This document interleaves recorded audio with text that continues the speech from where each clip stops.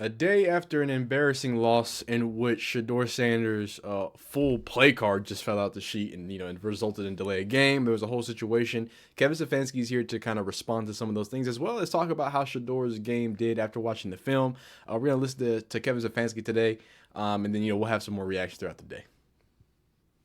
Hey, Kevin, after watching the film, what were your impressions of Shedeur? How he played? Yeah, obviously some good throws down the field, made some explosive plays. There's definitely plays that he wants back that he can be better, whether it's a decision or a ball or those type of things. But I thought he fought till the end and has the right attitude that he'll just keep learning from all of these experiences. And those two interceptions, not the one to Jerry, the other two, what did you see on those? Was the first one a good play by the defense, or should he see the guy dropping there? Yeah, it's always, I think you learn from all those, Scott. And at times you tip your cap to the defense and you say they made a play. And other times you talk to the quarterback, hey, could be footwork, could be who you're keying, could be decision, all those things. I do think you have to give them credit and say that they're making plays. But I think how we coach our guys is, hey, next time we did it, here's some things that we would do differently. But obviously that's going against a good defense that takes the ball away. You got to give them credit as well. Thanks. All right, next we're going to Mary Kay. Yeah, Kevin, after a sort of a blowout loss like that and with where you guys stand with everything right now, have you been given any assurances by management that, that your job Mary Kay is is so safe or anything like that? messy. Yeah, I don't get into those type of things, Mary Kay. I would just tell you, my focus, our football team's focus is solely on the Buffalo Bills, and obviously watching the tape today, that's our focus. But that's all we really care about. So you haven't asked for anything like that, for, any kind of a vote of confidence that you'll be able to continue on after this or anything? Yeah, I'm not going to get in those type of things, Mary Kay. Not my focus. Okay, thank you. All right, next we're going to Daniel. Kevin, I wanted to ask for a clarification on what happened with Shedeur's wristband yesterday. After you went up at the podium, he said that a card fell out, but the sideline reporter for Fox said that their cards were being swapped out. Like, could you kind of just provide some clarity Yeah. on? It seems like two different answers from you guys. No, yeah. What happened was the obviously had the wristband. It was good on the first drive. At some point after the first drive, one of the cards must have fallen out of Shedeur's wristband. So when he went to that panel to look for it, it wasn't in there. Obviously grabbed it. We have Bailey on the sideline, have Dylan on the sideline where he can swap out and grab their wristband. So you always have to be prepared for those type of things. You have to be prepared for if the headset goes out, you have to have those automatics that you have to get to if the headset goes out. And similarly, while that's very rare, you have to be ready if something like that were to occur. So I do want to take a second here because I know some people who watch, both of my channels, Manny's second channel, new to football, and you probably don't know what he's looking at on a wristband. So 1 second, let me pull one. Okay, I think this is one of the better examples. So I want to break this down super slowly, super simply. And again, if you know about this, just skip ahead in the video.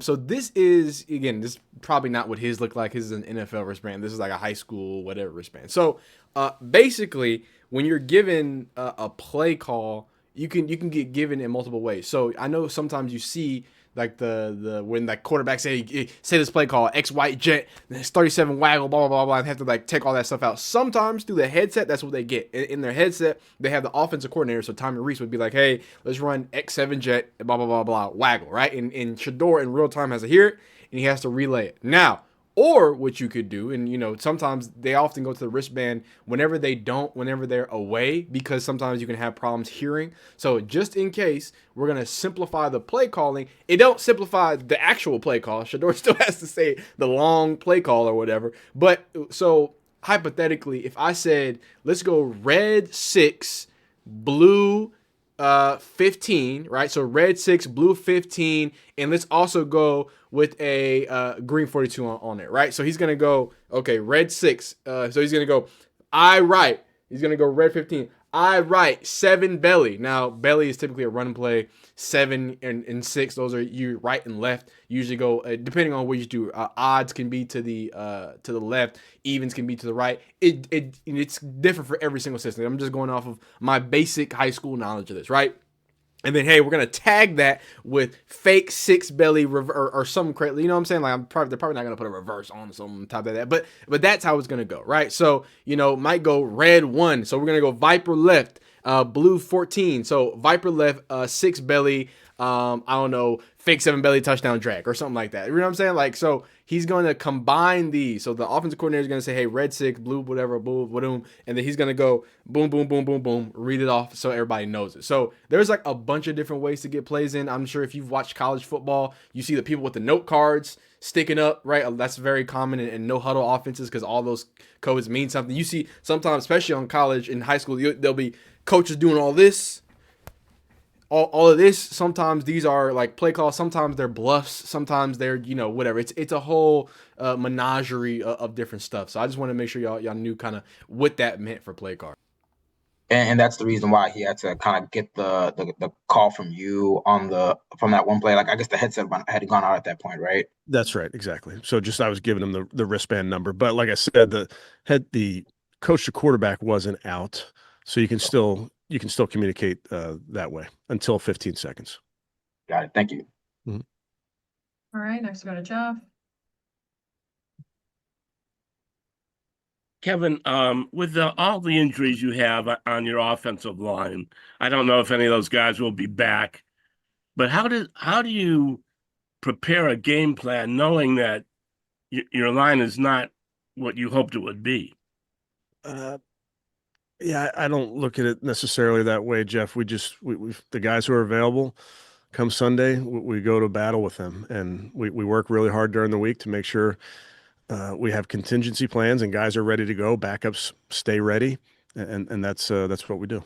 Well, then how does that affect your run blocking yesterday in particular? Yeah, I would just tell you, anybody who's in there, we trust them to get their jobs done. And we as coaches are always thinking about ways that we can put our guys in positions to have success. I'm going to have to stop you right there. So I have some more stats and facts. So as some of y'all know, Shedeur Sanders was actually the leading rusher of the Browns. And that's not funny, but it's just crazy. So the Browns, this is our guy, Daniel. He says the Browns offensive tackles registered a season low 57% run and block win rate against the Bears. Cleveland ran for 50 yards in total, and 24 of them were from Shedeur Sanders. This is their lowest total since running for 49 yards in the season opener against the Bengals. And of course, it doesn't stop there. As you can see, the averages were really bad as well for our guy Quinshon Judkins at 1.8, Trevion Williams for 3 yards, and then of course Harold Fannin had that one run that was like an end around for 2 yards. So not a lot of productivity when it comes to what the Browns were getting done on the running game. All right, thank you. All right, next we go to Cam. Kevin, kind of off of that, similar with the offensive line in particular, the injuries that you have, how does that maybe change the way that you are able to evaluate different positions outside of just the offensive line? I know that these are things that come with the game, but when you're trying to evaluate the production level of a running back or a quarterback, like how do you navigate that with maybe a line that's not full of starters that you typically would have? Yeah, I think, again, for us, Cam, is the guys that are in there, we trust them. We're focused on the game that's in front of us. We're worried about getting production in the next ball game, not so worried about evaluation, quote unquote. We're just trying to make sure that we give our guys a chance in every one of these ball games. And then when you're looking for that production for that next week, when you have games where Jerry Jeudy doesn't come down with that ball, obviously want him to hold himself accountable. You want to hold him accountable. What does that look like in terms of making sure it doesn't spiral into something and trying to, but while still maybe holding players accountable for things that happen on the football field? Yeah, I think our players understand this game. It's a 60-minute game, and there's plays in every game that you're going to want back from a coaching perspective, from a playing perspective. All we ask and what our guys give is everything they got. Not to say that we're going to be perfect, but we'll just keep fighting when there's time on the clock. So, very embarrassing loss for the Browns, but again, and you're rarely gonna hear me do this, but to give Kevin Stefanski his credit in this entire Browns team, I mean David Njoku, Dylan Sampson, obviously right guard, you're on your backup, and the right guard in the game got injured. Luke Whippler, who's a backup center for Mr. Pocic, so backup center, backup right tackle, backup everything. It's got to be a tough situation to be able to coach like this and also to try to be productive like this. So shout out to the Browns that really, stuck their necks out there and tried to win a hard fought game. But embarrassing to be like they're playing some good football, man. But y'all let me know how y'all feel below in the comments. Like the video if you like it, dislike if you don't, subscribe if you like football content. We'll see you next time, baby.